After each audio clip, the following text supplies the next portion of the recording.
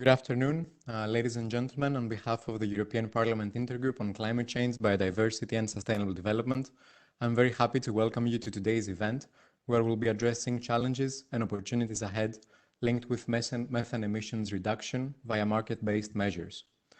Before we kick off, I would like to take the opportunity to thank MEP Ms. Maria Spyraki and her team for once again taking the lead with regards to hosting today's event, as well as colleagues from EDF, the Environmental Defense Fund, for kindly co-organizing this event today. Prior to passing the floor to Ms. Droxma and Ms. Spyraki for their opening remarks, I would like to let you know that today's event will be moderated by Ms. Dagmar Droxma, Assistant Vice President for European Strategy and Engagement at EDF. On a final note, I would also like to invite our audience to send us your questions during the event. For that, you can use the Q&A box at the right-hand side of your screen, choosing the All Panelists option. Within your question, please also make sure to note the speaker to whom your question is addressed so that we can facilitate a fruitful discussion to follow. So once again, thank you all for joining us today. Ms. Droxma, the floor is yours. Thank you, Elias. And dear all, it's really great to have you here in this seminar. As you know, we're in a really sort of important stage of the EU methane strategy through the work of the committees in the European Parliament. And so I'm really pleased to have Maria Spyraki host this seminar. I will not talk too much. I'll give a really short introduction to all of you who may not know Mrs. Maria Spyraki as well. She is the co-chair of this intergroup and also a co-chair, a member of ITRE, the Industry, Research and Energy Committee, and ENVI, the Environment, Public Health and Food Safety Committee. Importantly, Mrs. Spyraki is the rapporteur for ENVI on the EU methane strategy. Please, Ms. Spyraki, I'll hand over to you.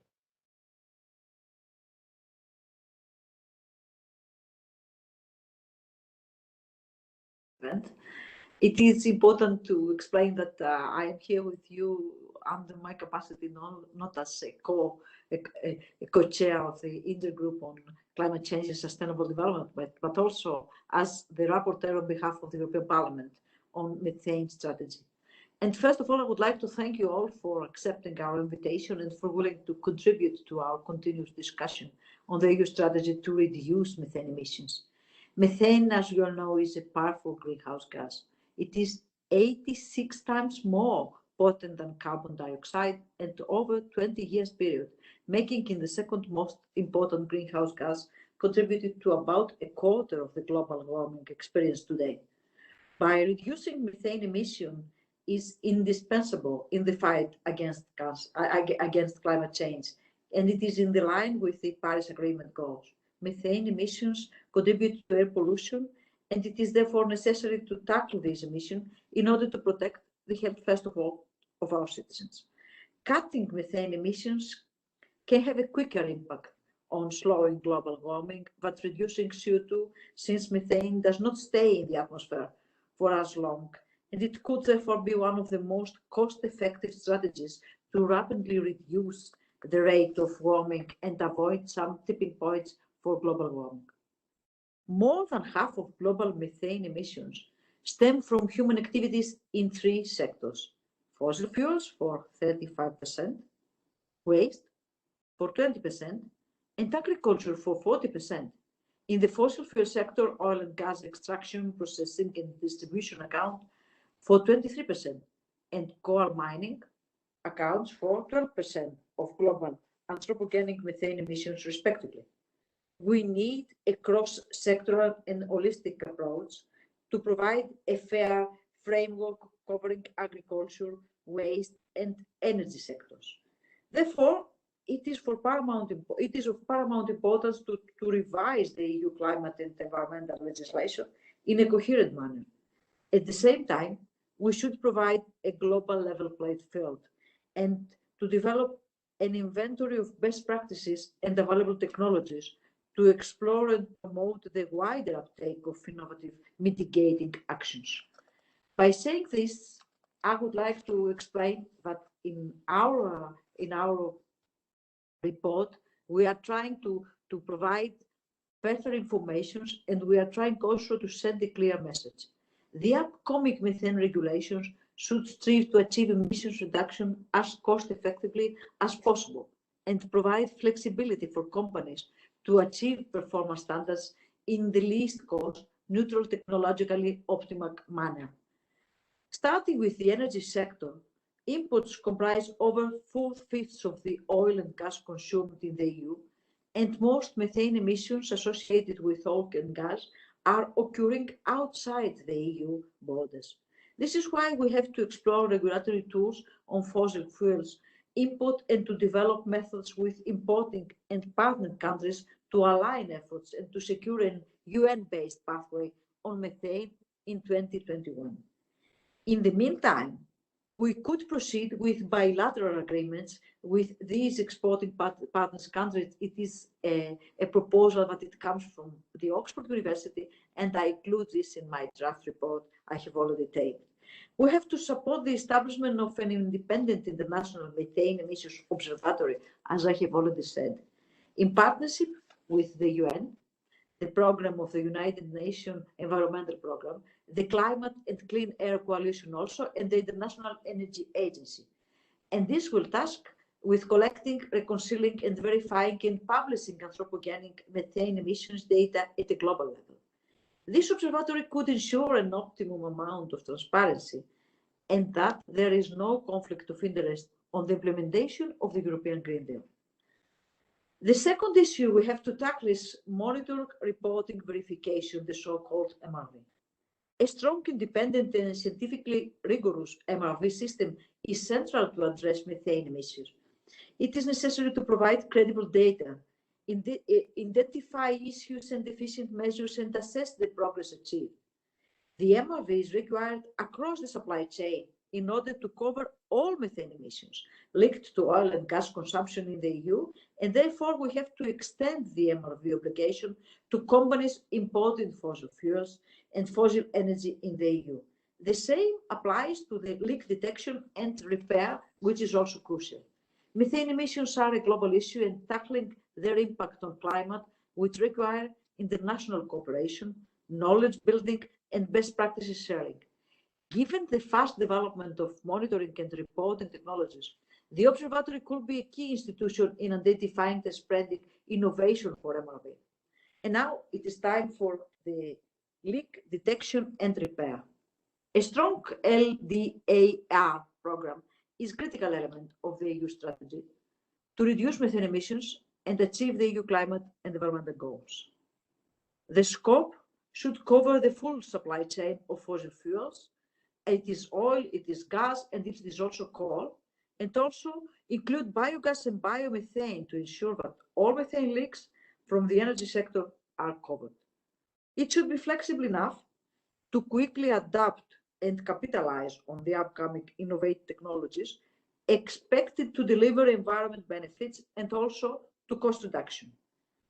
Such as technologies are technologies of sensing as well, sensing methane and mounting on mobile platforms like trucks, like drones, like planes. Technologies on LDAR are evolving very quickly with several innovation and development that are expecting to offer improvement environmental performance at reduced cost. The LDAR legislation should therefore be able to easily and quick evaluate and incorporate new technologies and practices.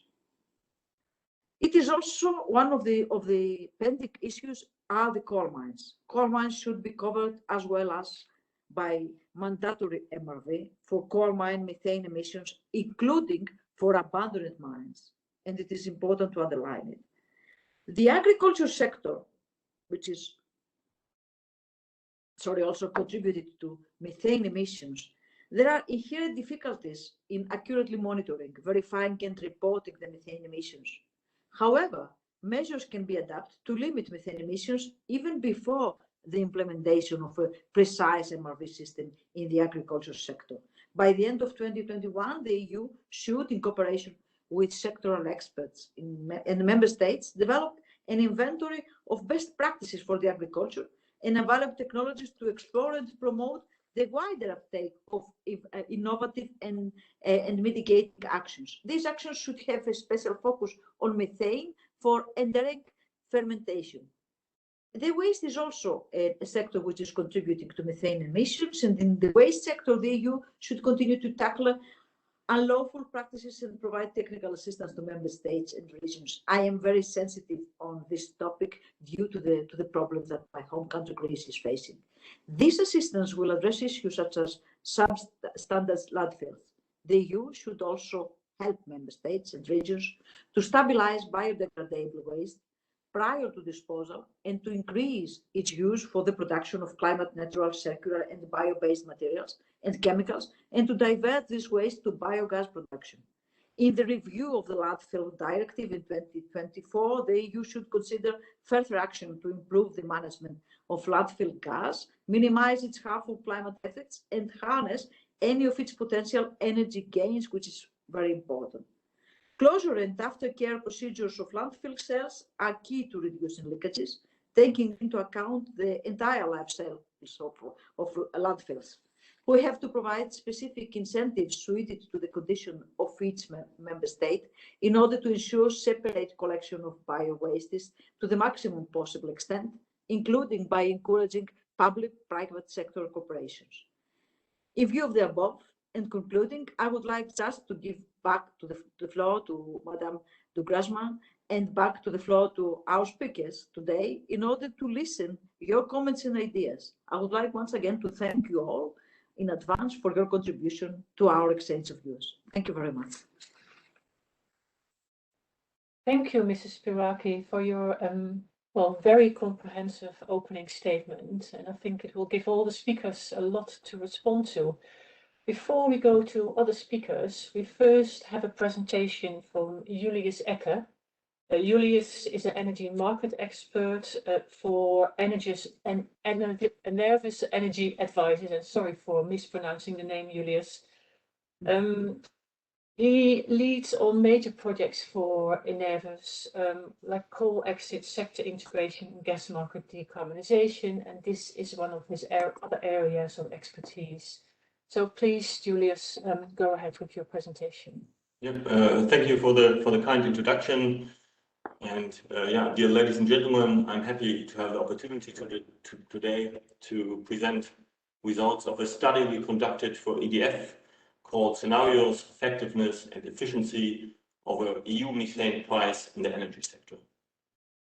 Let me start this presentation by introducing some key facts on the need to act as well as the opportunity to act.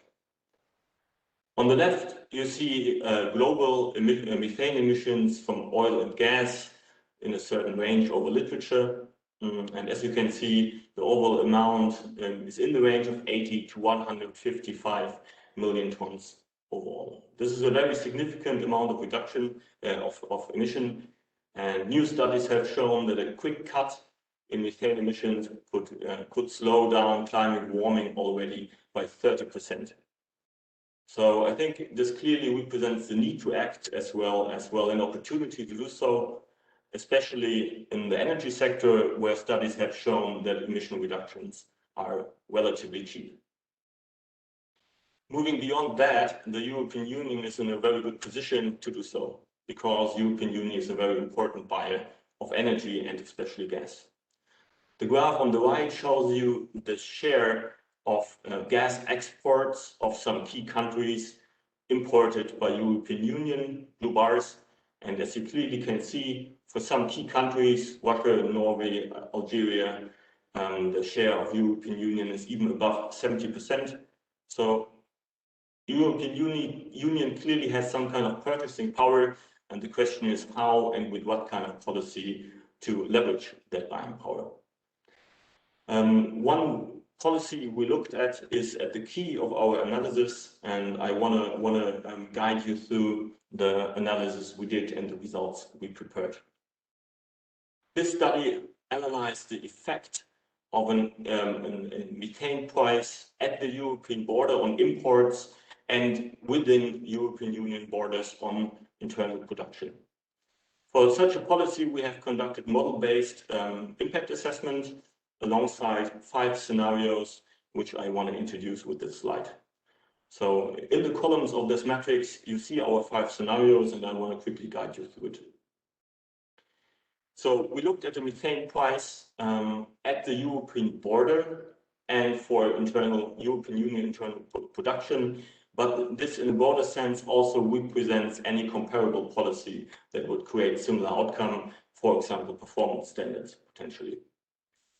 We looked at 5 scenarios, and the scenario on the left shows you our business as usual scenario, mostly used as a kind of reference scenario, without any specific policy and with no abatement measures happening. Then we looked at 2 scenarios. I moved to the right, representing a CH2 pricing at the border, creating effective abatement responses. So here we assumed that an abatement response in the range of 75% happens on the gas exported, on the share of production exported to European Union and within European borders. As kind of a worst case assessment, we also included 2 scenarios that assume that there is no abatement response happening. Right? So here we say, okay, we introduce a policy, but practically the suppliers don't really react to it, except of course with some kind of adjustment of global trade flows. We also included additional sensitivities. I'm not going into detail here. This is part of our study. They kind of represent the uncertainty bars, so to speak, in regards to data. Additionally, for the 2 scenarios, including abatement, a CO2 price, we varied the level of the CO2 pricing incentive in between, at the lower bound, 25 euro per ton CO2 equivalent, up to 100 euro per ton CO2 equivalent. So for those overall 5 scenarios, 1 business as usual and 2 scenario groups, for 2 sub-scenarios, we calculated global production, trade flows, most importantly emissions and effects on gas prices within European Union. So what does our modeling show? Let me jump to the next slide, introducing some key results. This graph shows you the overall methane emissions from oil and gas we calculated for our 5 scenarios in 2025. Let me introduce the concept with the bar on the left. The bar on the left shows you the emissions caused within European Union, that is the light gray area, as well as the emissions resulting from import volumes of European Union. As you can see, those import cost volumes are quite an order of magnitude higher. This is what we call the European footprint in regards to methane emissions. On the left, you see our business as usual scenario, and if we move to the right, CO2 pricing with producer abatement response, you can clearly see that the methane footprint of the European Union is effectively reduced by in the range of 80%. This is happening via technical low-cost abatement measures and to some degree a readjustment of global trade, especially via LNG. If we now look to the 2 bars in the middle, our worst case scenario without technical producer abatement, you can see that still methane footprint of the European Union is quite a bit reduced, though lower than on the right, depending on the level of incentive. Quick note on that, this is mostly due to readjustment of global gas trade, so not necessary due to on the ground reduction of methane emissions. So one other comment in regards to data quality and data points we assumed underlying those results. So the results we calculated here are based on assumptions regarding emission intensities of those different regions, with a noticeable exception of the US, where EDF has conducted measurements. So there we have solid data quality. This also goes to show the importance of this work. For Norway, we also have better data quality. Here we have facility level reports, clearly showing that Norway has a relatively low emission intensity. For all other regions, we went with assumptions. So to some degree, the distribution of effects on regions you see here is a bit illustrative, but the overall effect, the overall reduction is clearly the main point of this. So this goes to show that introducing a methane price or a similar policy can be a very effective measure to reduce methane footprint of the European Union. After this measure of effectiveness, let's also have a look at some measure of price effect. This graph shows you for our different scenarios, as well as for different consumer groups, the relative effect of end consumer prices of natural gas in 2025. If no producer abatement response happens, so our worst case scenarios, we see a range of price effect in between roughly 1 and 8.4 percentage points. But that being said, this is a worst case scenario. If we move to the right of the graph as a slide, here are our scenarios with producer abatement response, and the price effect is much lower in the range of 0.3 to 1.8 percentage points. So we think it's fair to say that the price effect on residentials as well as small and on industrial consumers is rather low, even if we go with an incentive level in the range of 100 euro per ton CO2 equivalent. Let me quickly sum up the key points, the key takeaways of our study. I think we have shown that a methane price can significantly reduce the EU's methane footprint. And moving beyond that, such a policy or a similar policy can also have an effective impact on global oil and gas methane emissions if technical producer abatement responses are induced by it.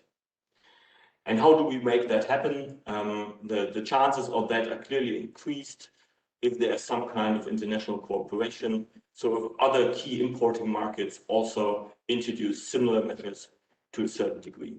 The more cooperate, the higher the expected results. Price effects we have shown to be rather small, especially for households, and we think limited for industries.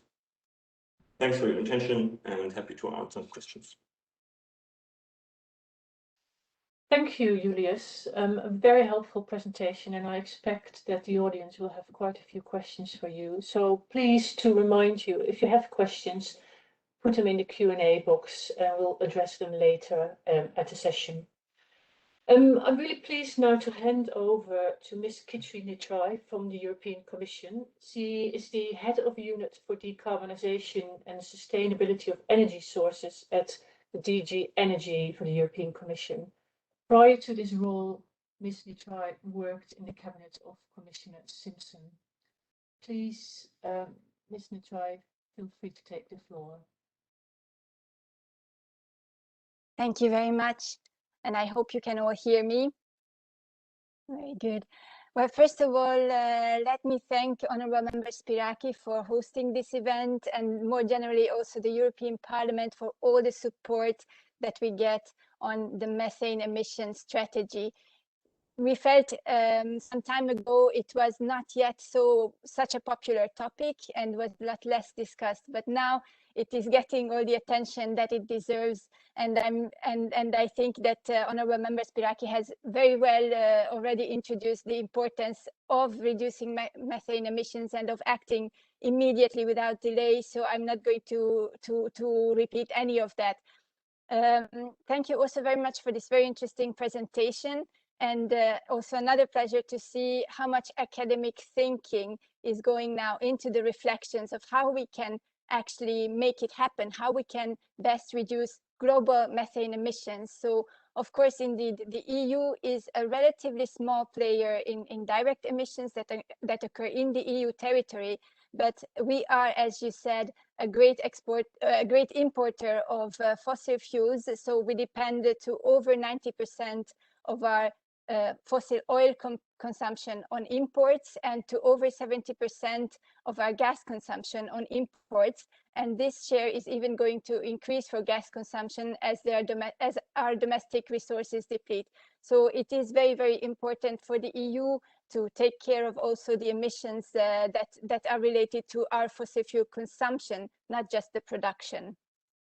So it is very, very interesting to see how a price on methane, so coming back to the NRV study, how price and methane can drive these reductions. And if I may already start with the first question that maybe we can come back in the discussion is, what could be the form of pricing this methane emissions? Could that be rather an ETS-like market-based mechanism, or rather a tax, whereby, of course, we all know the difficulties of imposing taxes at the EU level?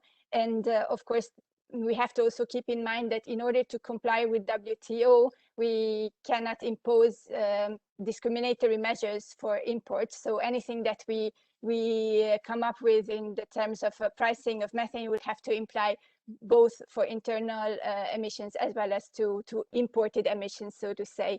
But what this presentation has highlighted once more is how important reliable data and actual measurements will be for anything that we would like to do in the future. So just recall that Europe is actually on the lowest level of reporting standards in the UN context. So we do not often measure actual methane emissions. Our reporting is very often based on default values, on standard values, and they do not necessarily always reflect the true picture. So if I may now come to what we plan to do in the energy field in order to really follow up on our strategy and to make something happen in the field of methane. Of course, our very first priority and starting point is to put in place a robust measuring, reporting, and verification framework, because we will need the data in order to base our policies on that data, but also to see the effectiveness of our instruments. And of course, we don't want to wait for all the data to come in before we take actions, because as previous speakers already emphasized, if we reduce methane emissions immediately, it has a quick impact on global climate change.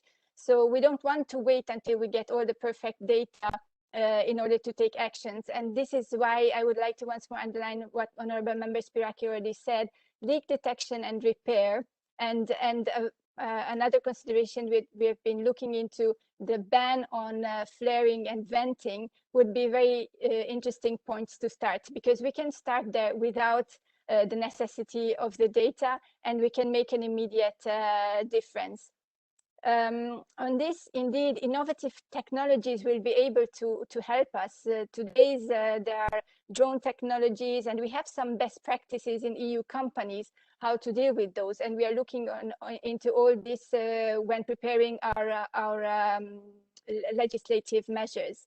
We are right now in the phase of the impact assessment. So we are analyzing the different options that are out there.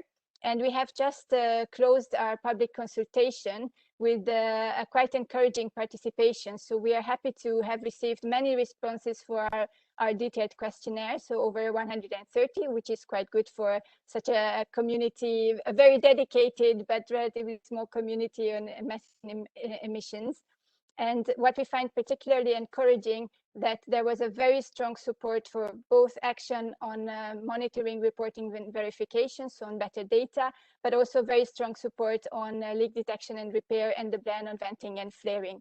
And what we also have gotten very strong support for is to cover in the scope also coal mines, so not only oil and gas, but also coal mines. So we will take this into account in the analysis of our options.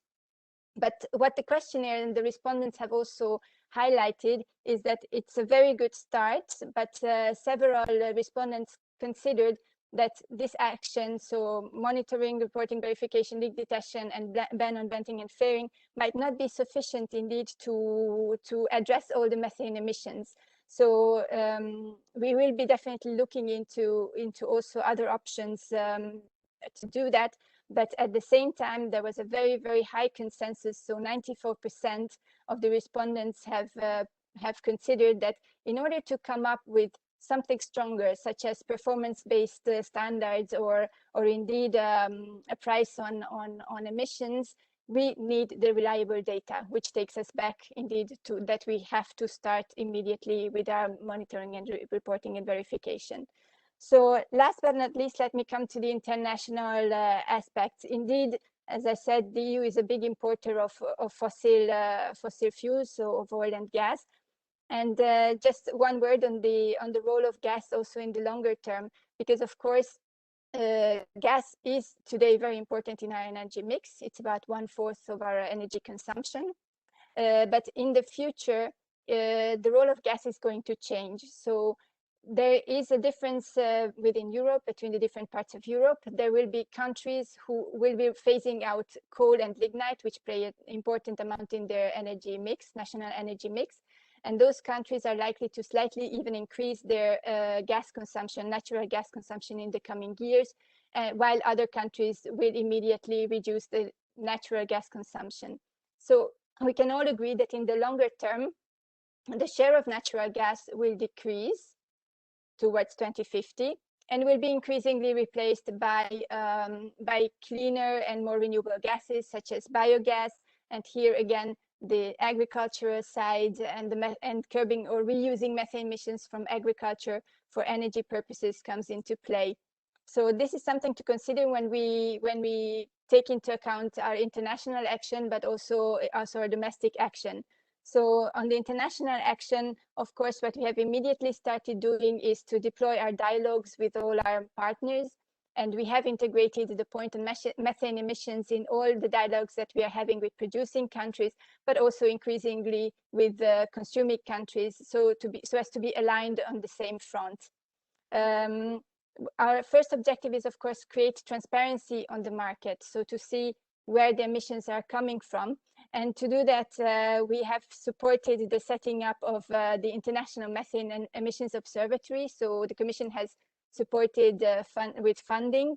And I know that the next speaker on the agenda is Mr. Manfredi Caltagirone, so I will let him the honor to present where we are with IMEO at this stage. But we have also supported politically the voluntary initiatives like the Oil and Gas Methane Partnership, which is already going ahead with very strong standards to improve the reporting verification and the monitoring, and also with the committing to methane reductions already. So summing up, what we are working on is, first of all, improve the data, take immediate action, and continue, pursue, and strengthen international cooperation. Thank you very much. Thank you, Ms. Nichai, and thank you for covering the ground you did and also the questions you asked for Julius later. We now have reactions from stakeholders, and as you already said, we'll start off with Manfredi Caltagirone. Manfredi works at UNEP. He's a program management officer at the Energy and Climate branch of UNEP, and he leads UNEP's work on methane emissions in the energy sector. Manfredi, can I give the floor to you? Many thanks, Dagmar, and good afternoon, good morning, everyone, and many thanks from me as well to Ms. Spyraki for her leadership on the topic and for organizing this event that is so timely and so on a topic that is so important. I only have 5 minutes, so I'll avoid presenting slides, and I think I have 3 main messages. One, all of which have been touched upon by the speaker who talked before me, but I hope I can dive a little bit more in depth on these. The first is to reinforce once again, and I work at the United Nations Environment Program, that is the part of the UN that deals with the environment and largely on climate change as well. And so our approach to the topic is really towards mitigation of climate change, and you know, we are in an unlikely fellowship with the oil and gas industry and the fossil fuel community, because we think that and we know that the price is so big and so important for curbing global warming in the short term. You might have heard the United Nations Environment Program, together with the Climate and Cleaner Coalition, has issued the global methane assessment a couple of weeks ago that highlighted a few key points. One is that in order to be in line with the Paris Agreement targets, we need methane reduction across the board of 40 to 45% by 2030. So a significant decrease in the next 10 years. The second message is that the cost effectiveness and therefore the reduction potential lies in strong part in the fossil fuel sector. So the assessment highlights that 68% of methane emissions could be reduced from the oil and gas sector, and even higher percentage, around 80%, could be reduced from the coal sector. And then 40% for waste and a little less for agriculture. That is the larger sector, but that has a structure that doesn't allow for such important reductions. This reduction on the fossil fuel sector would represent around 17% of the gap that we currently have between the Paris Agreement targets and the trajectories that countries have expressed in their NDCs. So quite a significant 15% from a single action that almost paid itself back, and it's quite an extraordinary opportunity and one that we believe in UNEP we cannot lose. The second message is that in some cases there is an emphasis on decarbonization as a method to reduce methane emissions, and this is true to an extent. So if we reduce the use of fossil fuels, the methane associated to the production, transportation, and distribution of those fossil fuels will be reducing. But there is an important paper that was published similarly 2-3 weeks ago that highlights how direct methane mitigations, in addition to efforts to decarbonize the energy system, would provoke 6 times more methane mitigation than only focusing on decarbonization. So once again, the opportunity in the short term is extremely important, and it is too good not to be taken, as I was mentioning earlier. The second point is indeed that the current data and the current estimations are largely based on emission factors, and we know across jurisdictions that the emission factors underestimate the actual methane emissions. There was a paper from EDF that was mentioned that highlighted how the methane emissions in the US, that is one of the best inventories in the world, were underestimated by 60%. We can only imagine what this could mean in other jurisdictions. And that, as Kitty was mentioning, there are actions that we know we can take. LDAR, leak detection and repair, that was also mentioned by Ms. Spyraki. The issue of flare efficiency. So in addition to the reduction of flare, we need to really make sure that the flare, if it's used, it is used efficiently, because that is likely to be a large source of emissions that is underestimated.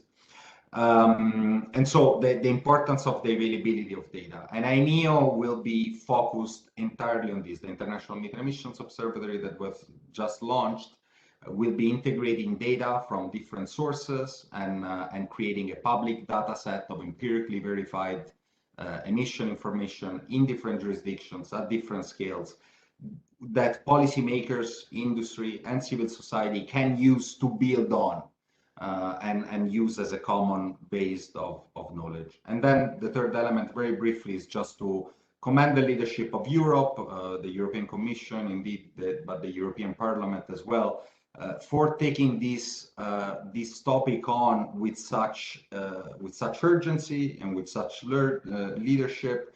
It would have been easy to say that this is not a problem inside the EU borders, so not a problem of Europe. But it is indeed encouraging, and I would like to really commend the EU institutions for their role in this topic, and we certainly can make a difference if we work together, and we look forward to doing so. Thank you.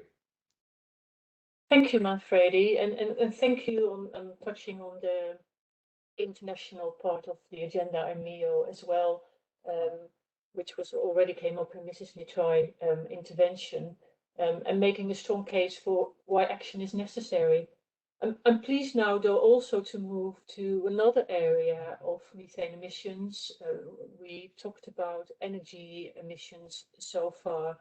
Mr. Henning Steinfeld, who is the chief of the livestock sector analysis and policy branch of the FAO, the Food and Agriculture Organization, will focus on agriculture methane emissions. Please, Mr. Steinfeld, feel free to take the floor. Yes, good morning. Can you hear me? Yeah. Yeah, good morning, and thank you also for inviting FAO to this very interesting discussion, and congratulations to the EU institutions for making this an urgent issue. I would like to talk about methane emissions from agri-food systems that make up about 40% of total anthropogenic methane emissions. In fact, agriculture differs from other sectors in that it has a large share of non-CO2 gases, in particular methane and nitrous oxides.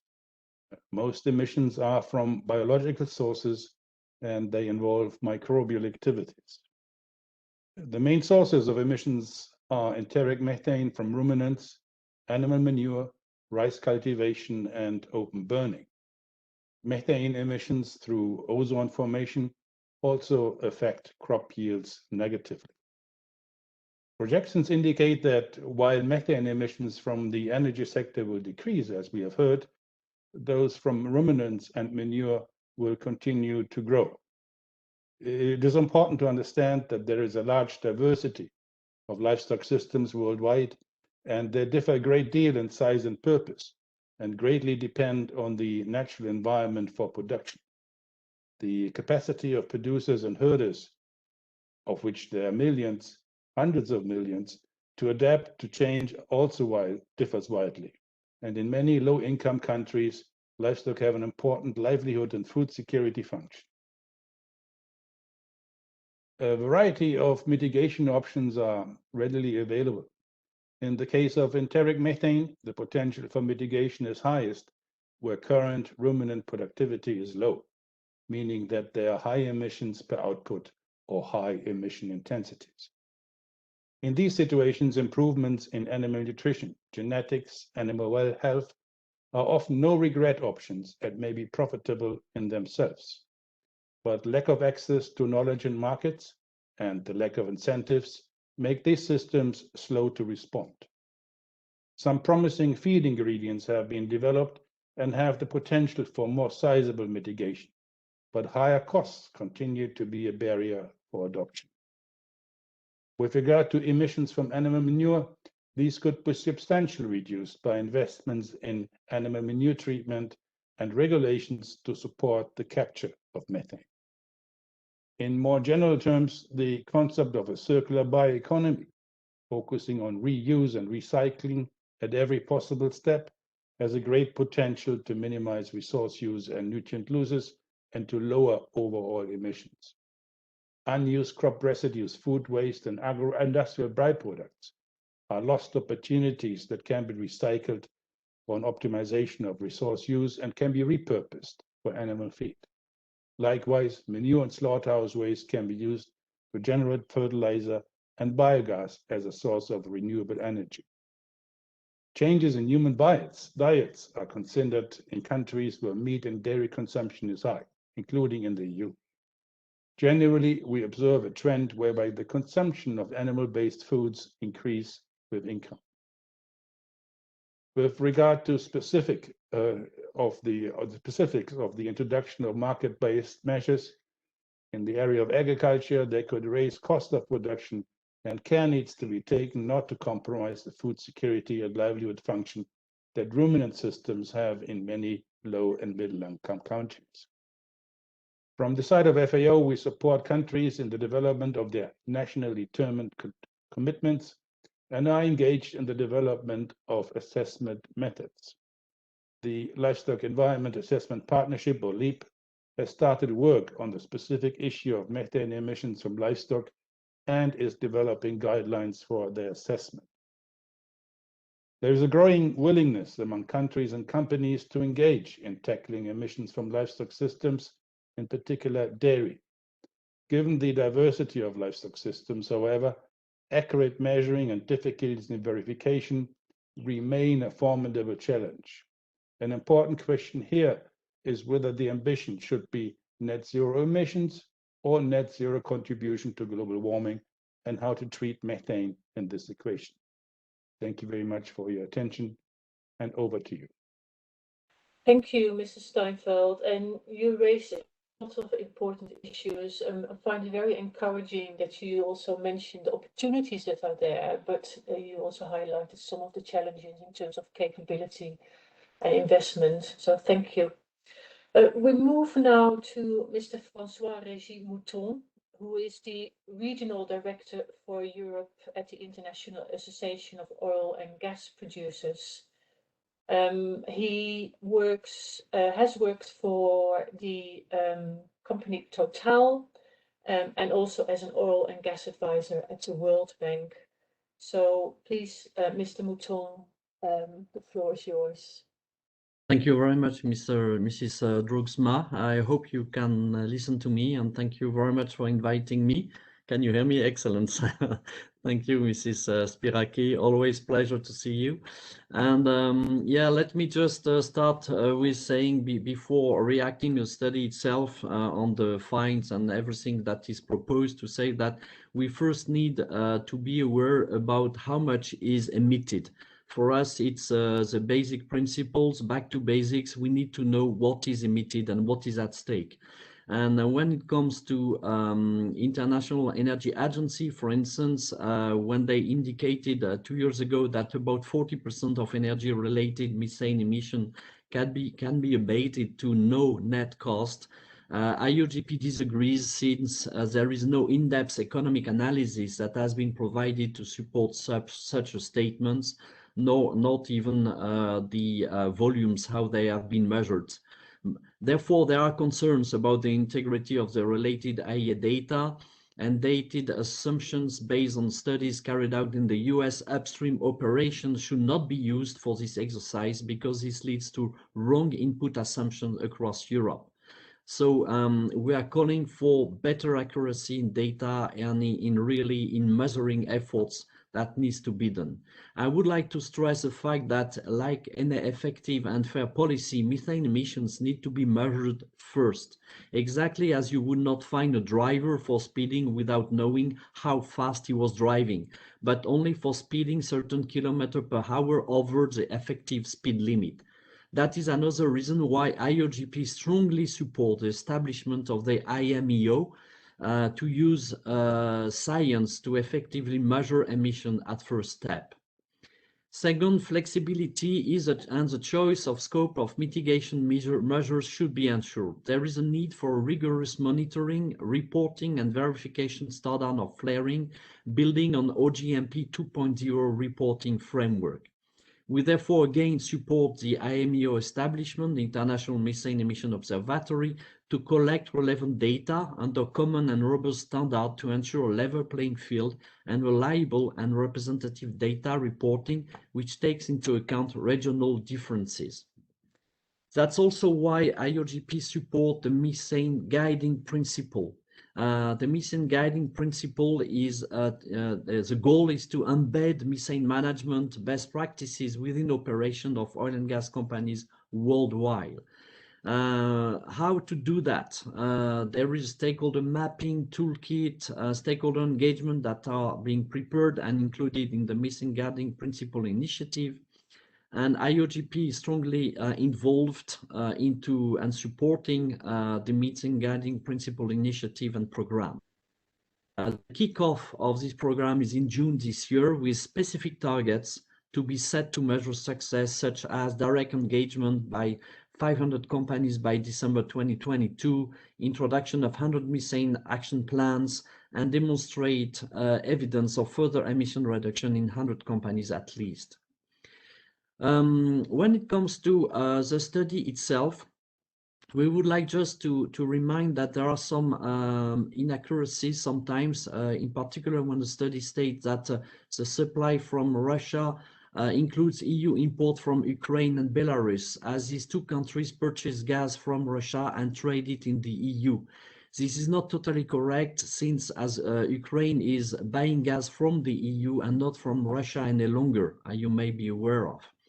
Regarding the price impact of the two different hypotheses, be it 25 euro/ton CO2 or 100 ton CO2, and the impact it has on the end consumer, be it the EU citizen or the industry, I would stress the fact that we need to always make sure that all our citizens can access to energy first, and that our industry is in a very and highly competitive environment. Therefore, before throwing numbers out, I would prefer to know what is at stake again, how much is emitted, and for us, that's the basics of any proper and fair legislation. That would be my intervention today. And again, thank you very much for your report, Mrs. Spyraki. We support anything that is being done to reduce methane emission, and in particular, the establishment of the IMEO. Thank you very much. Thank you, Mr. Mouton, and thank you for referring also to the Methane Partnership and the work that that is doing, and for sharing your views with us. We now move to Christina Molin. Christina is a colleague of mine at the Environmental Defence Fund, and she's the director and lead senior economist in our organization. So she coordinates the analysis of economic and policy instruments to reduce methane emissions from the global oil and gas sector. Christina, please, the floor is yours. Thanks so much, Dagmar. And I'd also like to start by thanking Mrs. Spyraki and the organizers for this opportunity to provide comments from Environmental Defence Fund. And thank you also to the previous speakers for very insightful comments, and to Mr. Ecke for an excellent presentation. So Environmental Defence Fund sees this ENEVIS study as a uniquely valuable report that highlights the opportunity to tackle the rate of global warming now. And my scientist colleagues at EDF recently published a study that shows that reducing methane emissions could slow the rate of climate warming by as much as 30%. And this new research also highlights that global decarbonization efforts that significantly reduce CO2 emissions would still not lead to appreciable methane reductions before 2050, unless we act to drastically reduce methane now. And the place to start is the oil and gas sector. According to the International Energy Agency, it is possible for the oil and gas industry to achieve up to a 75% reduction in their methane emissions with technology available today, much of it at minimal or no net cost. Environmental Defence Fund supports the European Commission's ambition to propose compulsory measurement, reporting and verification for all energy-related methane emissions, as well as legislation on regular leak detection and repair on all fossil gas infrastructure. EDF also supports legislation to eliminate routine venting and flaring. All these measures are essential to ensure that Europe addresses its own methane problem. Nevertheless, as we saw from Mr. Ecke's presentation, the methane footprint of gas imported into the EU by pipeline and LNG is estimated to be much larger than the EU domestic gas supply chain emissions, somewhere between 3 and 8 times larger. As the world's largest gas import market, Europe has an opportunity to act and lead on reducing global methane emissions. In Mr. Ecke's presentation, we saw that the EU can go much further than only domestic measures by introducing legally binding requirements on methane emissions for all gas consumed in the EU. Such requirements could, for example, take the form of restrictions on the upstream emissions intensity of all gas produced in or entering the EU by 2025 and after. An initial target level of performance could be an upstream emissions intensity of no higher than 0.2%. As we saw from the presentation, even if such a performance standard would be enforced with monetary methane penalties, it would still have limited impact on EU household gas prices. The European Parliament now has the opportunity to champion legally binding methane emission requirements on all gas consumed in the EU, whether EU produced or imported gas. And this is important as the legislation proposed by the European Commission may not end up tackling the EU's large footprint emissions highlighted in Mr. Acker's presentation, and instead only address the methane emitted within the EU. If the EU were to bring together a coalition among gas buying countries to put in place similar methane requirements on gas imports across the world, Europe can become the leader that brings about drastic reductions in methane emissions and reduces the speed of global warming now. Thank you, Christina. It was a very clear intervention, and I expect there may be some questions for you as well. We'll move now to Mr. Michael Tomakadakis, and he is the head of Strategy and Development Division at DEFSA, that is the Hellenic Gas Transmission System Operator.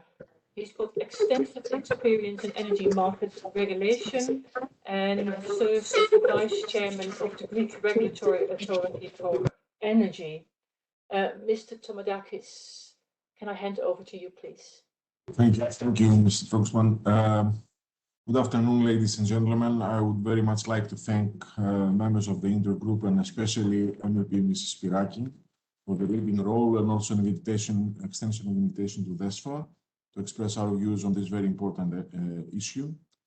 As we have been pursuing in the last years, DESFA is fully aligned with the EU initiative regarding the methane emissions reduction and is already fast moving toward both its own methane emission reductions and of course towards the energy transition to cleaner renewable gases such as biomethane and hydrogen, in participating in several national and EU level initiatives.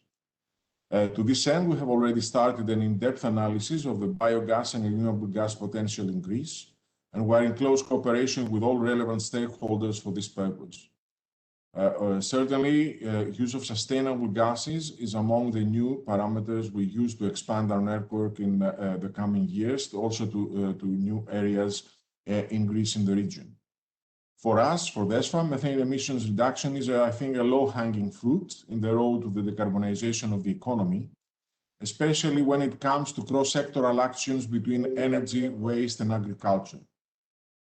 In specific, for the cooperation between energy and agriculture sectors and the development of market for biogas and biomethane from sustainable sources, lessons learned from similar markets, as an example, biodiesel and bioethanol market in the past, could accelerate and better prepare the ground for a sustainable renewable gases market.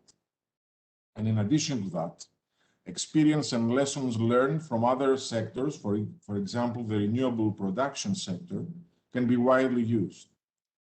As an example, in Greece, the development of a feed-in tariff and feed-in premium scheme, similar to the one that has been developed and used for the successful penetration of the renewable market in the energy mix, is already under discussions with the Greek Public Authority also for the promotion of the biomethane and biogas production in Greece and also its injection to the Greek natural gas system. And of course, our priority as DESFA is to efficiently coordinate with all relevant stakeholders, both within Greece but also in the EU, for the acceleration of the development of the renewable gases market in the Southeast region. Since this will become an exercise across various sectors, it is vital for all to retain best practices across sectors. And as an example, the target models in the power and gas sectors, together with the corresponding sector coupling and market convergence across EU, but also in the neighboring countries, should be retained and enhanced. Such market reforms, which, as I remind to all of us, have taken decades to develop and have also being now in the very end, of the maturity of operations. Such market reforms, therefore, will have to include the completion of missing links, both at national and regional levels, at the level of infrastructure and otherwise. This will safeguard that all EU member states and their neighbors will have an equal footing in this new approach to emissions reduction toward a decarbonized economy. So, in designing the future, we should build upon what already been developed and exploit it to the maximum possible extent. And to this end, and since many MEPs are around, or a few of them, initiatives of the EU in actions like emissions reduction should be expanded to its partners, and for example, countries like the energy community countries with whom EU has a very strategic partnership. Thank you for your attention. I will be available for questions.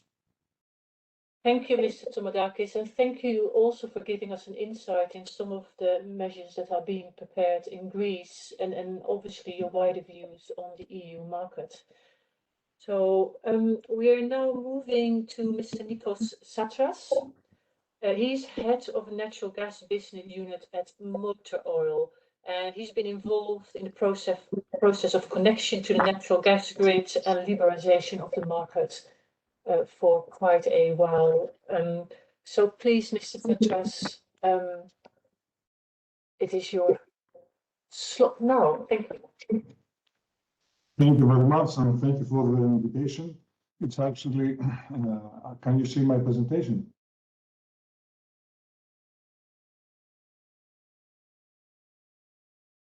Yes, we can. Okay, thank you. It's actually a pleasure to be discussing about methane strategy and also about climate change policy. Motor Oil is an oil refinery with 50 years of history.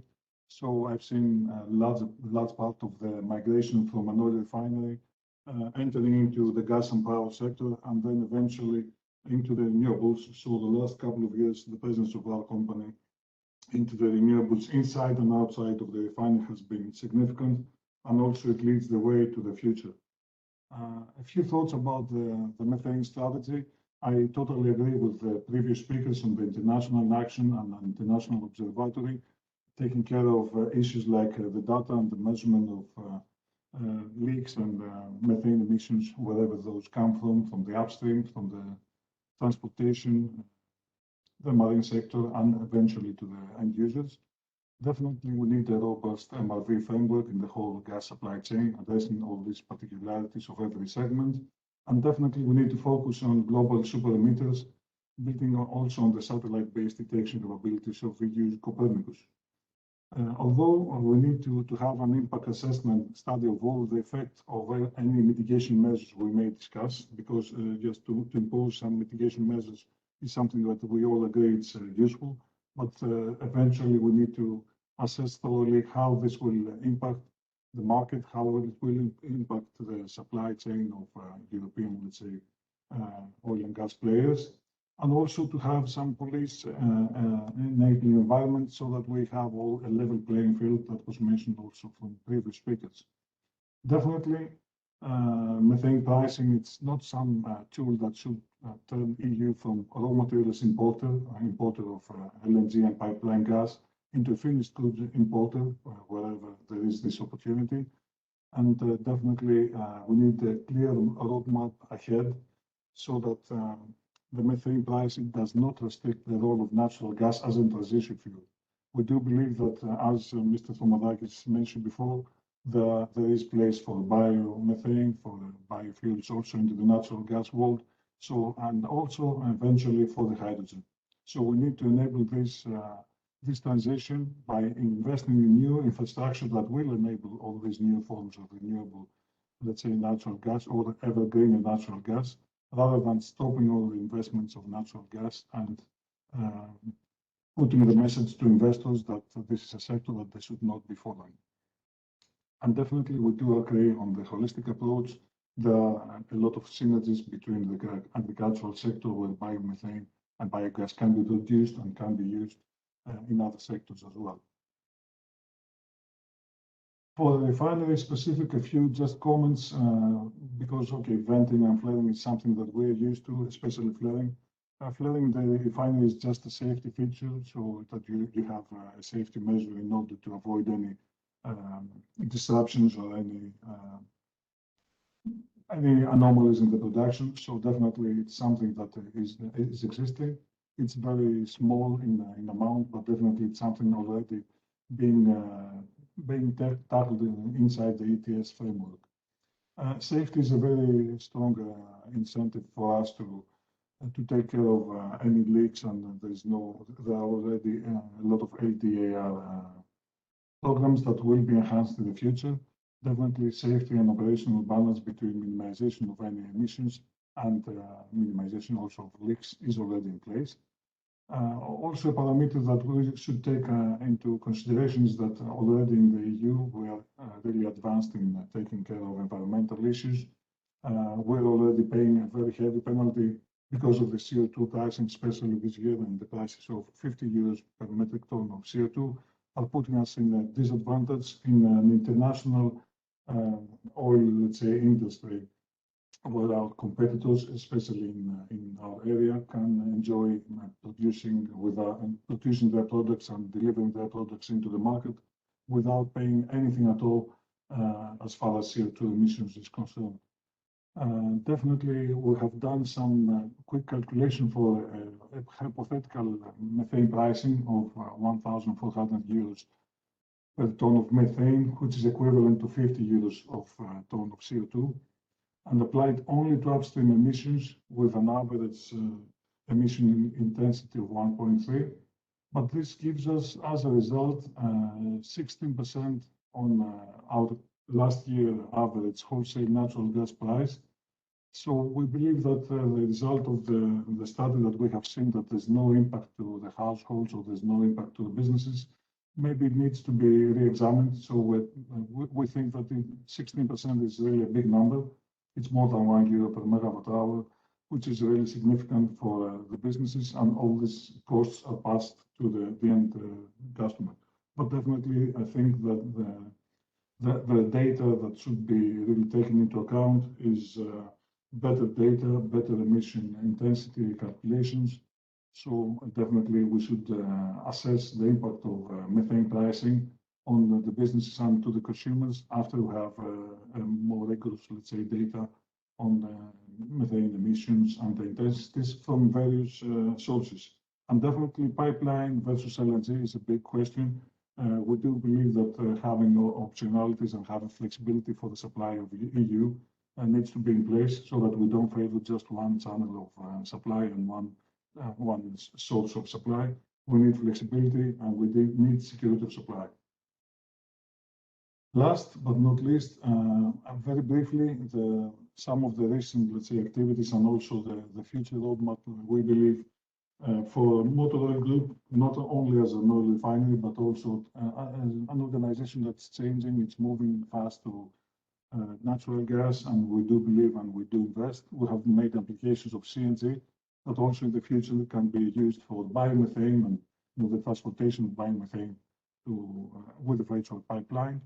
Small-scale LNG, it's something really important, especially for Greece, where natural gas really happens and exists only in the main cities and only to the eastern part of the country. The western part has seen no natural gas at all. Peloponnese, a very large area, has no natural gas, and definitely the islands have no natural gas. So definitely we believe that small-scale LNG applications are there and should be there. And also we are developing for the security of supply an FSRU, a floating storage and regasification unit that will be hydrogen ready, so it could accommodate also our investments in the hydrogen. Just as Mr. Thomadakis said before, we are participating in various initiatives for the production of hydrogen. We do believe in this transition and this future fuel. We are used to hydrogen. We know hydrogen for decades. We're producers from natural gas so far. We're doing also green applications of hydrogen, and we're thinking also of a combination with CCS so that we produce blue hydrogen. So definitely there's a roadmap for the transition into a hydrogen economy. Definitely our message is to keep natural gas into the transition, into the picture, not to disappoint investors, banks, and people, because we do believe that natural gas can help us also get away from HFO in the marine business, in bunkering fuels, also to reduce the coal into the power generation. So it has a role, a very significant role to play into the transition, into cleaner environment, into a better world, and of course into the transition to fully renewables, with ever increasing and less CO2 and methane emissions, of course. Thank you very much for your attention. I'm happy to take any questions later on. Thank you. Thank you, Mr. Satras, for your intervention. We now swiftly move to Mr. Niels Petter Neuling. He is the Climate Director at the Danish Agriculture and Food Council, and also the chair of the Working Party on Environment of COPA-COGECA. Mr. Petter Neuling, can I hand over to you, please?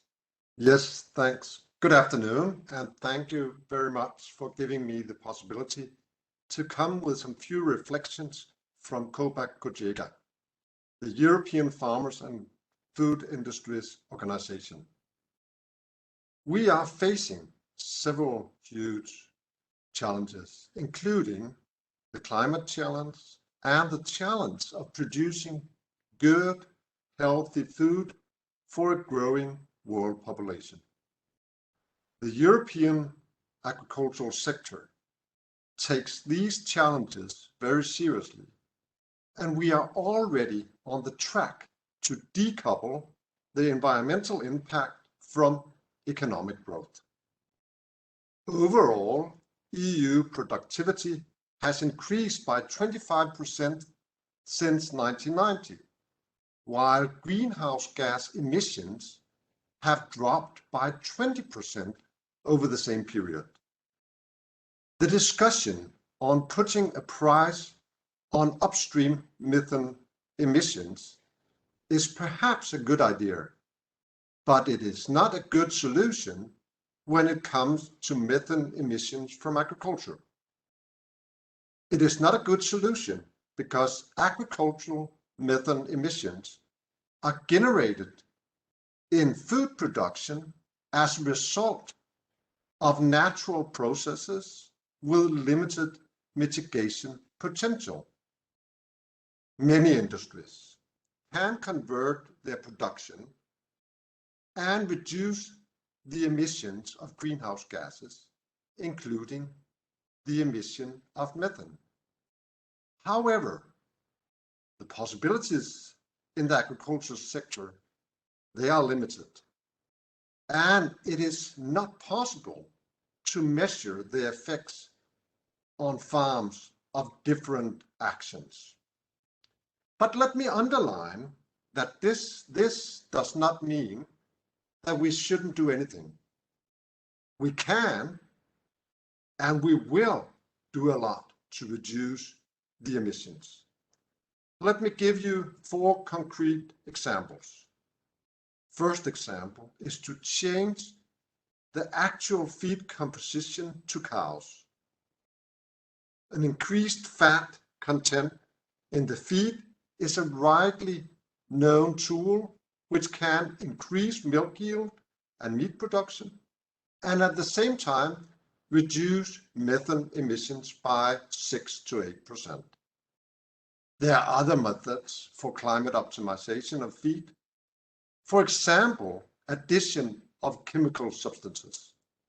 The company DSM is very far with the product Bovaer, which can reduce methane emissions from dairy cows by 30%. The second example is about handling manure. Natural methane is developed in the manure. This is desirable when it happens in a biogas plant, but not when it happens in the barn. Biogas is an important tool for reducing methane emissions from agriculture, but it starts all the way back in the barn. It is important that the manure is as fresh as possible when it is delivered to the biogas installation. Frequently removal of manure from the barn and manure cooling can make a significant contribution to keeping the emissions in the barn very low and keeping manure fresh on its way to the biogas plant. The third example is biogas. Biogas production has great potential to reduce methane emissions from agriculture. In the biogas plant, methane is captured and used for energy production. There's a risk of methane emissions from biogas plants. If this happens, it will cost the climate account. Therefore, we should have focus, and we have focus, on reduction of methane loss from biogas plants. The fourth and last example is using methane to produce proteins. In fact, one of the solutions for the oil and gas production. Methane can be used as a raw material for the production of protein. The biotech company Unibio has developed a fermentation technology that enables industrial production of the feed proteins of the future from methane. The bacterial protein can replace other protein sources such as soybeans and fish meal in the feed for pigs, fish, and poultry. This technology uses bacteria that typically live naturally in freshwater lakes, which feed on methane gas to make protein through the specially developed fermentation process. To conclude, we agree that we must take action. And in the agricultural area, we have a lot of good solutions. However, we don't find a tax on methane is the right way ahead for the agricultural sector. Thank you very much. Thank you, Mr. Knowing, and thank you for highlighting some of the specific challenges in the food production sector, but also for giving some examples of measures that could have a positive impact. I'm pleased now to move to Valérie Plaine-Mazon. She is the Secretary General of FIAT, the European Waste Management Association. And so far, we've not talked a lot yet about methane from waste. So please, Ms. Plaine-Mazon, it is your turn now. Thank you very much. I'm happy to talk about the third pillar of possible action for reducing methane emissions after energy and agriculture. Yes, it's namely waste management. That is the third contributor, and that can be the third sector for taking action to reduce methane emissions. So we are the waste management sector's private management association at EU level. Can I have the next slide, please? We support the decrease of greenhouse gas emissions, including methane emissions, and in particular, we have to talk about landfills, of course. So maybe we go to the next slide, please. We follow and we support the European methane strategy, which has a few ideas we also support, such as ensuring better data collection. And for waste, the data collection are not accurate enough. We know it's the third sector, but there are lots of leakages, and it's really needed to focus on the best on the biggest emission sources, to have more data collection and be able to monitor better, which will ensure as well to ensure more synergies between biogas production and recovery, and also to valorize waste streams. So having said that as a kind of introductory remarks, we have four priorities for actions. First, existing rules on landfilling and separate collection of biowaste have to be implemented. In 2023, there is a general obligation for collecting separately municipal bio-waste, and this has to be done. No separate collection mean not easy recycling or material recovery or composting. Makes it not easy to separate the good from the less good bio-waste flows. There are rules on reducing landfilling and which would be also combined with separate collection of bio-waste, and those rules have to be implemented as well, and we are far from that. It has to be made fully effective before even thinking of more ambitious measures, and this implementation issue is really crucial, in particular in Central and Eastern Europe. Then we can move on to the next slide, please. Having a more ambitious system of separate collection of bio-waste would include, first, the implementation of existing obligations for collecting municipal bio-waste, but it should be also set up some new rules for collecting bio-waste of industrial and commercial origin, because these are the biggest flows in terms of tonnages, and these are also the most economically viable waste flows to collect, treat, possibly to compost, because they are more homogeneous. So there is bigger chances for success in composting those green waste if they are from industrial and commercial origin, and this is not yet in the EU regulations. So better collection, less landfilling, high composting targets would be a useful tool that does not exist yet at all. There should be other measures to reduce methane leakages and increase biogas recovery from existing landfilling, which means that there should be economic visibility and competitiveness for biogas used as a source for production of heat and electricity. So there is a need for ensuring that this economic visibility can exist through either through adapted EU rules. I must here mention that the capture of and recovery of methane emissions are positively included in the list of the taxonomy activities, because capturing and recovering biogas from landfill is clearly a green activity. So this has to be encouraged, and we have the basis for that. And measures to reduce methane leakages before even capturing or recovering biogas is also needed and missing. Another very last and important point is that there is a need for public support to investment in bio-waste selective collection. Selective collection, in particular for municipal bio-waste, is always at cost for the citizens and for the public authorities.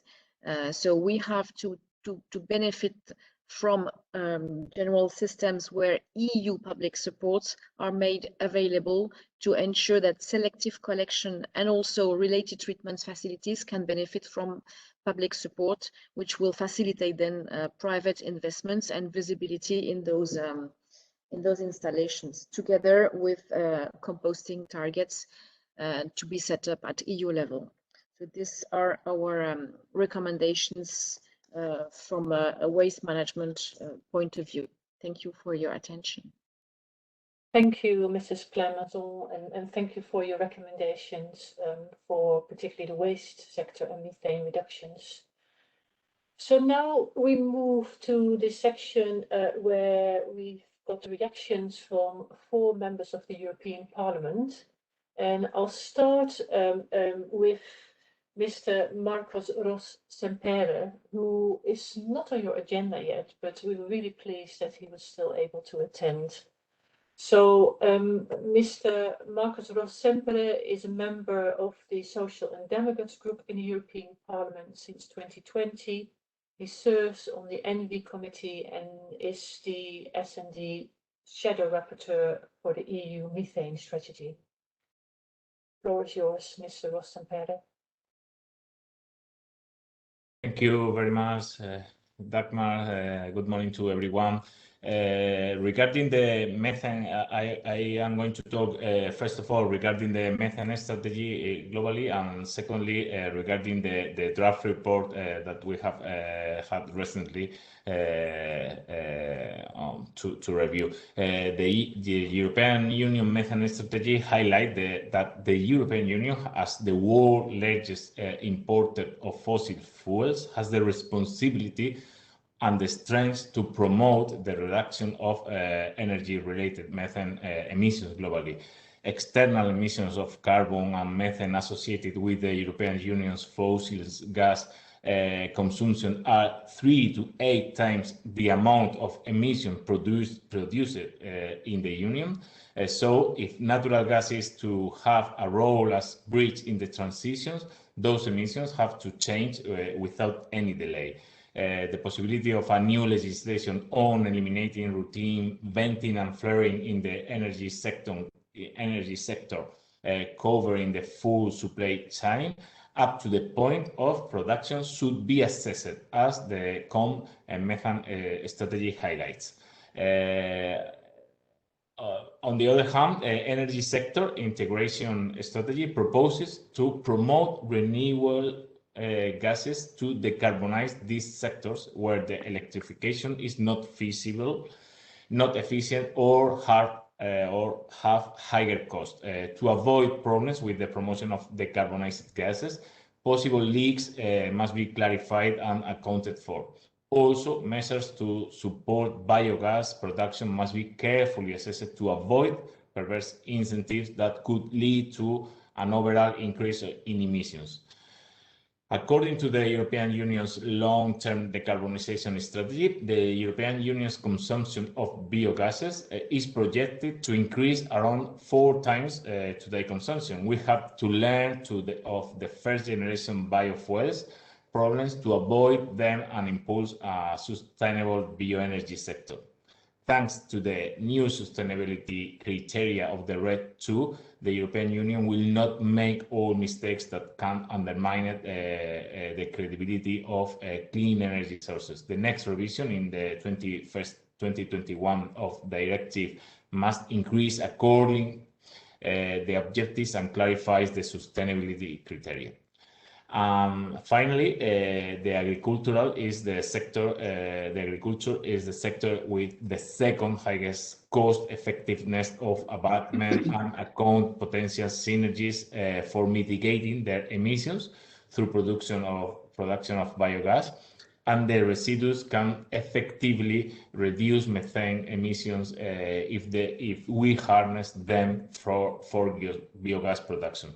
Biogas can be exploited on site to lessen dependence on fossil-based energy.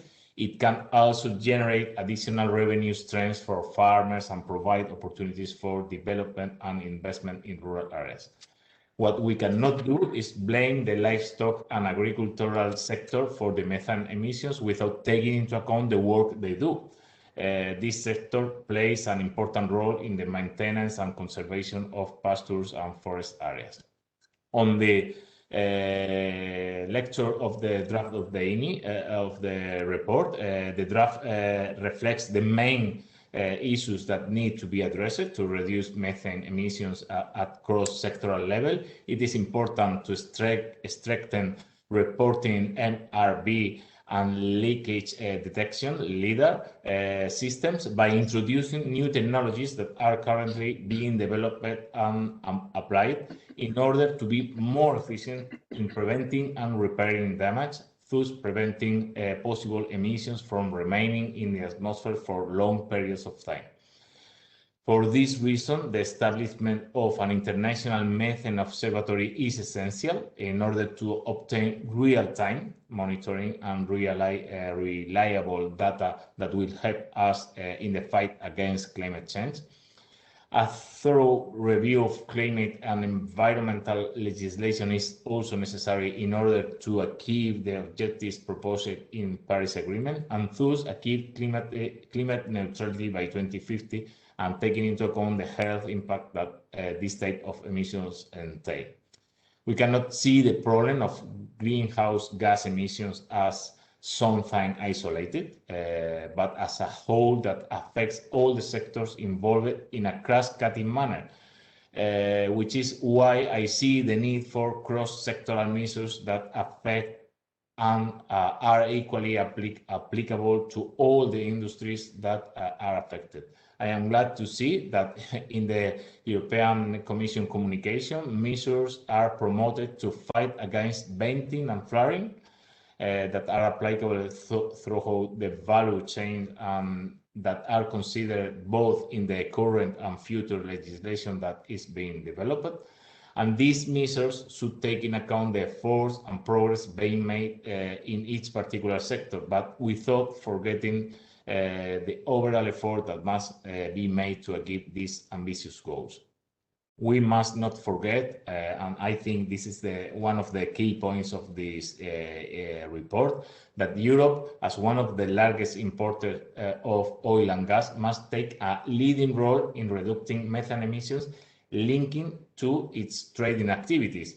We can have the stronger legislation inside Europe, but if we are not able to apply in our suppliers of gas and oil, and they don't apply our standards, we are not going to get any reductions abroad, out of our borders. And this is a very, very important key point on this report and on this strategy. So thank you, every one of you, to stay this morning here and for giving me the floor. Thank you.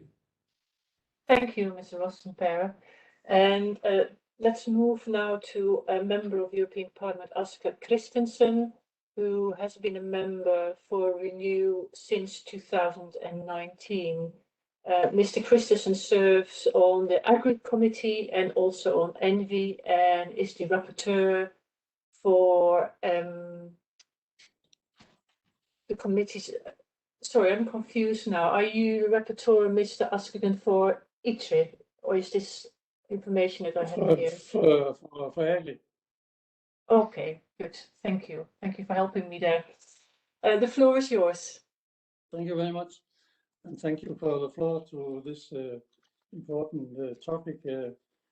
As you said, I'm a member of the Renew and as also a rapporteur of this topic, methane strategy in Agri. And I'm in my life, I'm a dairy farmer, and I had 650 dairy cows in Denmark. So I have a lot of knowledge about how we can reduce methane and how we can do it better every day we are going on work. So I'm very proud to have this rapporteur, and it will be a very, very important job in the next 2 or 3 months. Since I was appointed rapporteur of this methane strategy, I have met many innovative companies who are certainly developing and wide range of the market-based solution that can reduce the methane emission in the agriculture sector. I'm very impressed about all the good solutions that we also have discussed today.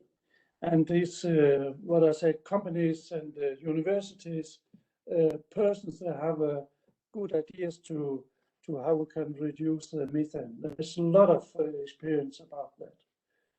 In my report, I will focus on 3 key elements. First, harmonized monitoring, calculation, and verification of data of methane emission, new technology, and the proper governance framework. Today, I will mostly focus on the market-based solution, which can be, but I think it was Niels Peter Nøring that also talked about that, feed additives. It could be one of the tools we can use. There's a lot of research now on the worldwide, where we can reduce the methane emission up to 30%, maybe more, with feed additives to the cows. But we need more research about that. And also what many have talked about, biogas, it will be one of the tools that where we can reduce methane reduction, and also where we can use the waste from the agri, but also where we can use the waste from whole society and make to new renewable energy, and also good for the soil again. And secondly, new technology and new breeding techniques. For me, it's one of the most important tools we shall have in our toolbox. It's not one of the tools I think is very promising. It's CRISPR. To me, it does not make any sense that CRISPR is classified as the GMO in the current regulation. There's a lot of discussion now in the parliament about that, but we must go quicker forward on that point. The EU should be the leader in this development of the new breeding techniques and sustainable alternatives. We shall not let the US and China jump ahead of us. I know that the green transition will take time, and that the new development and new technologies depend on access to finance. Therefore, I think we need to prioritize and support the front runners who are developing the green solution.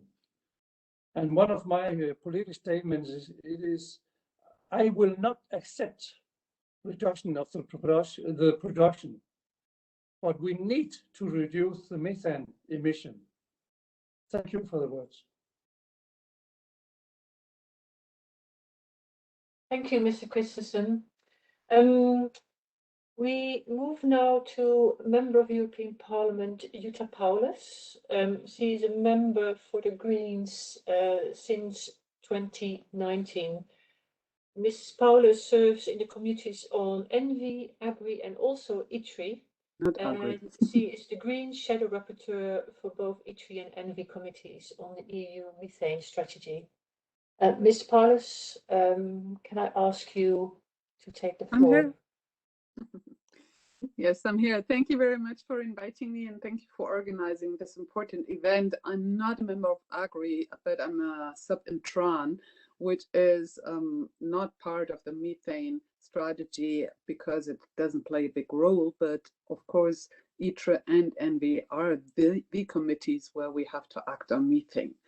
I was very happy to hear Kitty say that we don't want to wait for perfect data before acting, because I think time is really crucial here, as the primary impact of methane emissions takes place within the first 12 years, because after that concentration goes down in the atmosphere pretty quickly due to the photolytically catalyzed degradation of methane. It is turned to CO2. So the quicker we act, the more time we buy ourselves when it comes to reaching climate neutrality, which according to the Paris Agreement, we should have to do much before 2050 if we take the Paris Agreement literally, that the industrialized countries with high historic emissions have to act first. So what I would like to know, if you have any numbers on that, Kitty, is there an estimation on the possible reduction of methane in the oil and gas sector domestically? Because of course we have this number of 45%, which stems from the United Nations Environmental Programme, where methane emissions should be reduced by 2030 by 45%. But of course, globally, the oil and gas sector has a larger contribution than domestically. So I would be interested in the possible reductions on a domestic scale, of course. I also want to thank Christina for pointing out our global responsibility as a very big importer. And therefore, I think we should not only say, well, we will collect our data and do LDAR on our domestic emissions, but we should already in the MRV regulation have a specific paragraph saying, as soon as we have, let's say, 2 years of reliable data, then we will introduce performance standards, preferably by a delegated act, so that we don't have to go through the whole mill of EU legislation again, wasting precious time. And I think we know already enough on how the global sector, the global oil and gas sector can reduce its methane emissions, so that we should really already introduce this possibility into the current legislation, because else we will need another 3 or 5 years until we really have performance standards, and we cannot afford that. Thanks also for showing or for calculating that the gas price would go up by 16% if we use CH4 methane pricing, because 16%, I mean, if I'm looking at the customers' bills, 16% price difference is something that happens from year over year. So it's not really a relevant cost factor. And we should really think on applying this incentive in order to bring down our emissions as quickly as possible. Let me just very briefly, because I'm not a member of Agri, of course, but my colleague Per Holmgren, who is shadowing in Agri, cannot be here today. I do think that, of course, we need the applicable solutions for capturing methane from barns, but we should not forget that we also have animals outdoors on pasture. And there too, we need possibilities for methane management. There have been several, as far as I know, research projects which were sponsored by the European Union. So why don't we use the results from these projects on how to abate these emissions from the animals that are kept outdoors? Because methane management should not result in less animal welfare, and it should not result in biodiversity loss, because we all know that big grazing animals are extremely positive for grassland biodiversity. So we should explore ways on how to do both methane mitigation, but at the same time having possibilities to keep animals outside for several reasons. Just very briefly, because it's kind of a hobby horse of Maria and me when we're talking about the abandoned sites. These are abandoned coal mines, but also abandoned landfill sites, and just not being able to find anyone responsible, which may very well be. I mean, there are coal mines in the European Union that were closed before the Second World War, and where we don't find someone who's officially responsible, but we have to close them down. It can't be a problem closing down something that's really detrimental to the environment and the climate, just because of this relatively minor issue, because that would be very well invested money for the European Union if we could manage to close down our super emitters. We know where they are. We have the Copernicus program with Sentinel-5, which shows us very clearly where we have big emitters in the European Union, and we should act on those as quickly as possible. Thank you very much. Thank you, Ms. Paulus. Next speaker is Member of European Parliament, Nicolas Casares. He is a member for the Social and Democrats, and he has been since 2019. Mr. Casares serves on ITRI and ENVI and is the shadow rapporteur for ITRI for S&D Group. Mr. Casares. Thank you, and thank you also to Maria Spyraki for inviting me here today with all the usual suspects in methane, because with Jutta Paulus and Maria Spyraki, I used to work in this issue. First, also I want to congratulate EDF Energy for their study on methane pricing in the energy sector. We are seeing that the path of the European Union to achieve climate neutrality by 2050 is taking shape. Since the presentation of the European Green Deal, a large number of regulatory initiatives and proposals have been presented and are being negotiated. Strategies such as the energy system integration, the hydrogen strategy that we voted last week in the plenary in the parliament. As the methane strategy highlights, methane is a powerful greenhouse gas.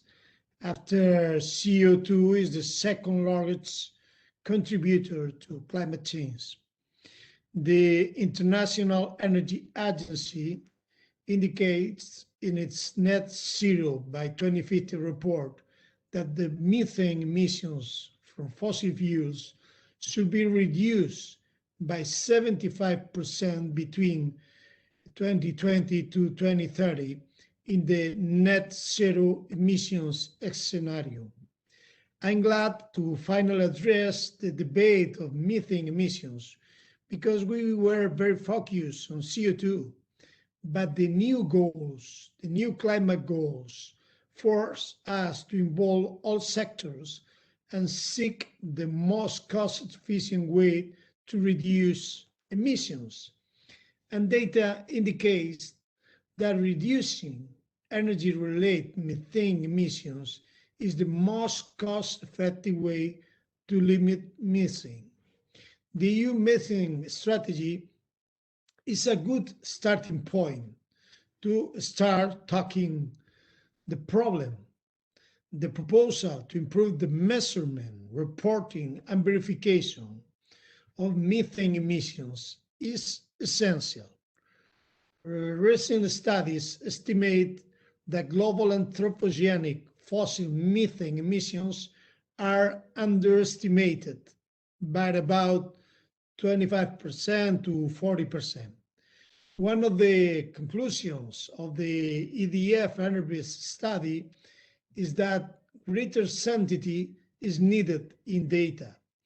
There is significant uncertainty on what amount of methane emissions occur. And the saying says that what is not defined cannot be measured, what is not measured cannot be improved, what is not improved is always degraded. So we need to have better understanding of the problem. But we cannot stay alone in achieving better data. Other measures must be implemented. The EU, as the world's largest importer of fossil fuels, has the responsibility and the strength to promote the reduction of energy-related methane emissions globally. Between 90% of the emissions associated with imported fossil fuel consumed in the EU are emitted before reaching the EU's borders. This indicates that we need to focus our action to avoid upstream emissions without delay. Possible standards, targets, or incentives for energy imports to the EU must be explored. The EU methane pricing in the energy sector could be a good incentive to avoid methane emissions inside and outside of the EU. We have, for example, the Norwegian experience in the price signal application with a good result. But as the EDF energy analysis concludes, there is uncertainty due to the lack of data. Nevertheless, the results are very encouraging if it is possible to promote the abatement of methane emissions and avoid at the same time an impact on the consumer's gas bill. One of the greenhouse gas emission price analysis by the study is 25 euros for CO2 ton. That corresponds to the expected level of the EU ETS price in 2050. However, today the ETS price is at 50 euros. This has raised criticisms for the problem it is causing and windfall profits. We must take into account the possibility of higher prices and their possible impact on citizens countries, industry, and companies. This is because I like the analysis of the 100 euros per ton scenario. Besides, the implications of methane price on imports transcend the energy sector, given the dependence of these exports on the economy of those non-EU countries. The Commission must access this possibility, maybe in the context of the carbon border adjustment mechanism, for example. To finalize with the Next Generation EU, we have an opportunity to invest in the technologies and process of the future to be competitive and to improve the life of the people. The methane abatement measures will have an opportunity in the transition towards climate neutrality, but must be beneficial with a regulation that is safe and stable and leaves no one behind. And finally, to conclude, let me say one thing: let's not demonize cows. We should change the way we feed, but we should create at the same time opportunities for people living in rural areas that then penalizes them. So let's work in the file in all of our committees, and let's create a good strategy for methane emissions in the EU. Thank you. Thank you, Mr. Casares. And I must admit that I've not been very good at sticking to times. And that was really because I didn't want to cut any one of you off, because your interventions are all invaluable. But it does mean that I will now skip the Q&A, because I feel it's really important for Ms. Spyraki to have the final word in this meeting. So, Ms. Spyraki, if you're happy to make closing remarks, that would be fantastic. First of all, I would like to thank you all for participating in this exchange of views. I would like to say a few words concerning the report, because it is the very first step forward to the methane strategy, and it is important to have an ambitious and also a realistic approach in this report. And having said that, I would like to focus on three aspects. The first one is the reliability of data. I think that we can all agree that we have to have reliable data when it comes to MRV, and also when it comes to leak and repair of the system. The second issue is concerning the contribution of the main sectors that they are emitting methane in this current period. And the contribution of the energy sector is important, but it is also important the contribution of the agricultural sector and the contribution of the waste sector. In this regard, and to start with the energy sector, it is important to work together in order to reduce methane emissions, in order to adapt new technologies, and also it is important to start working on an impact assessment concerning the way that especially the energy sector is emitting. The second, when it comes to the agriculture, it is important to proceed with best practices, and I would like just to underline the contribution of COSECA in this discussion concerning the best practices and the way that we can incentivize and finally adapt best practices when it comes to agriculture. And of course, the third issue is the issue of the waste, and allow me to be very sensitive on this topic due to the issues that we face in Greece. We are not filling mostly 80% of our waste. So it is important to start with encouraging extended producer responsibility schemes, and it is also important to proceed with stricter implementation. By concluding, I would like to say just two things concerning the issue, because we all agree that we need a global approach, we all agree that we need a holistic approach, and we all agree that we have to have an observatory based on the UN initiative. But saying this, we would like also to keep our competitiveness within EU at a high level, and in this regard, we have to take into account the provision that the conclusions of the European Council has already given us, the provision that the role of natural gas is a transitional fuel. And of course, last but not least is the issue of the affordability of the energy that we are providing, and it's also related to the methane emission. We have a gap between the approach coming from the report that is based on the methane fund. It is also an approach that it comes from the motor oil, which is from small impact on prices until 16% on prices.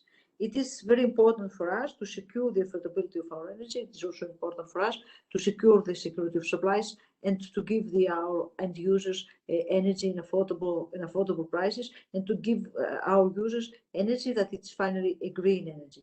And by saying this, looking forward to your contribution to the report, which is already being drafted. In the committee is a lengthy committee, but we are also waiting the final report coming from the ITRE committee and from the Agri committee, and also we will start the discussion with the amendments of 4 colleagues. Once again, thank you very, very much for this very interesting exchange of views.